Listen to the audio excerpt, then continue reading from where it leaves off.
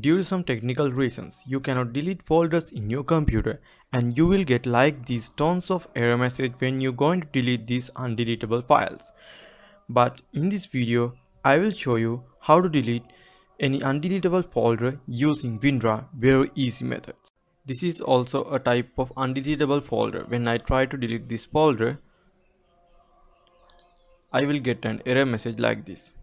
And how I delete this folder using WinRAR. To do this, right click on this folder and select this option, added to archive options.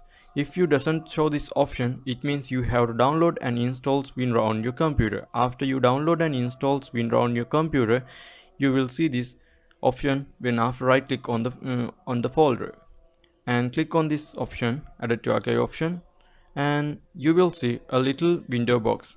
In this window box, you have to mark these options, delete files after archiving, and I will mark these options. It means select these options and click OK.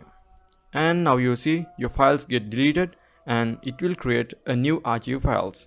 These archive files, it means these zip files you can delete very easily like this way. And now you will see your files get deleted. This is the way how you delete any undeletable file using WinRAR. Thank you for this watch.